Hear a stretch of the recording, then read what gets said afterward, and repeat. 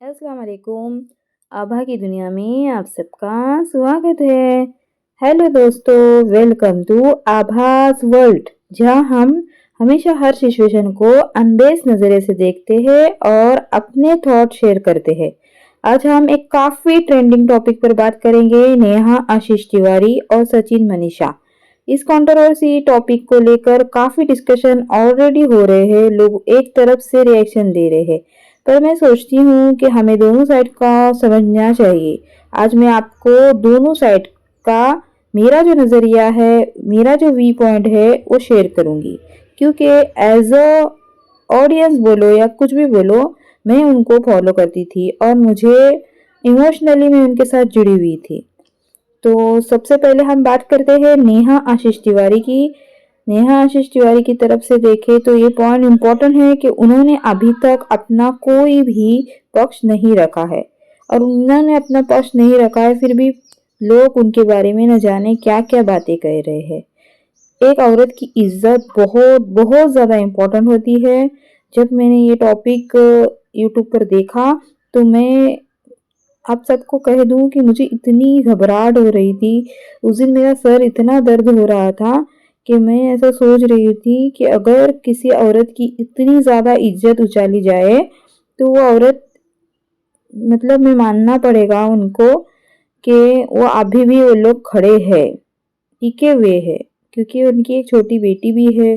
तो मुझे बहुत ज़्यादा फील हुआ ये सारी चीज़ें। मैं ये नहीं कहती कि अगर नेहा उस सब चीज़ों में इन्वॉल्व है तो सही है, वो गलत है गलत। लेकिन मेरा सवाल ये है कि ये सारा टॉपिक कब उछाला गया? जब नेहा की एंगेजमेंट हुई।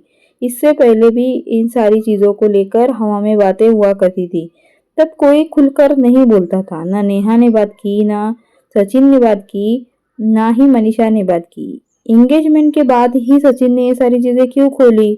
मेरा सबसे बड़ा सवाल ये है कि उन्होंने अपनी चैट दिखाई, जब तब उन्होंने कहा कि वो मेरे से एंगेजमेंट के बाद भी बात करते थे, और बाद में उन्होंने कहा कि मुझे आपसे बात नहीं करनी है, आपको जो करना है वो करो, आपको जो डालना है वो डालो। तो मेरा पॉइंट ये है कि इसका मतलब अगर नेहा पीछे नहीं हटी तो आज भी सचिन सारी चीज़ें जारी रखते, अगर हम सचिन के अकॉर्डिंग चले तो उन्होंने खुद ही अपने मुंह से ये चीज़ कबूली है। तो मेरा सबसे ये ज़रूर मैं कहना चाहूँगी कि हमेशा एक औरत के ऊपर उंगली उठाना बहुत बहुत आसान है। और रही बात चैट्स की, अगर हम चाहे तो ऐसे कितने चैट्स बना सकते हैं। अगर वो चैट्स रियल भी है तब भी सचिन और नेहा दोनों गलत है, तो हमें एक ही तरफ से नहीं देखना चाहिए। और रही बात उनकी फैमिली की, तो आज तक लोग उन्हें सपोर्ट करते आए, देखते आए। जब उनके भाई अपनी वीडियो लेकर आए तो इतने बेबस थे, पर उसके नीचे भी लोगों ने कितने गंदे गंदे कमेंट्स किए। हमें लोगों को इतना नहीं उकसाना चाहिए कि कोई गलत बात हो जाए, क्योंकि हमने मालती चौहान वाला केस भी देखा था। मजाक मजाक में शुरू की हुई बात कहाँ से कहाँ पहुँच गई।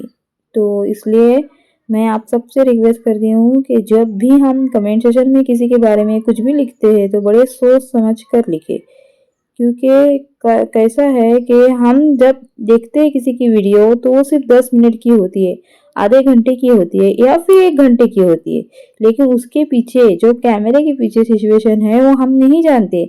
उनके घरों में उनका क्या हाल है, वो लोग कैसे जी रहे हैं, किसके दिल में क्या ख्यालात आ रहे हैं। तो ज़रा सा सब्र करें, जब सामने वाला अपने पक्ष रखेगा तब हम दोनों साइड के बारे में सुनने के बाद ही फैसला ले सकते हैं। रही बात चैट्स की, रही बात किसी के कुछ कहने की, तो आज का ऐसा ज़माना है टेक्नोलॉजी का कि हम किसी के बारे में कुछ भी बना सकते हैं। इसके लिए बड़ी मुश्किल बात नहीं है। और अगर वो सही भी है, चैट सही भी है, जो सचिन कह रहा है वो सही भी है, तो इसका मतलब ये है कि सचिन अगर नेहा पीछे नहीं हटी तो सचिन अभी भी ये चीज़ें जारी रखते। उसका एक ही, मेरे हिसाब से यही चीज़ निकल के आती है। तो मुझे ऐसा लगता है इस पूरी कंट्रोवर्सी में एक एंगल जेंडर बेस भी है। जब एक औरत गलत होती है उस पर ज़्यादा क्रिटिसाइज किया जाता है, जबकि ये सिर्फ नेहा के केस में नहीं है। मैंने हर औरत जितनी भी केसेस देखी जिसमें औरत का नाम आता है तो ऐसा होता है। तो ज़रा सब्र रखिए, दोनों का पक्ष सुने। मिलते हैं नेक्स्ट वीडियो में।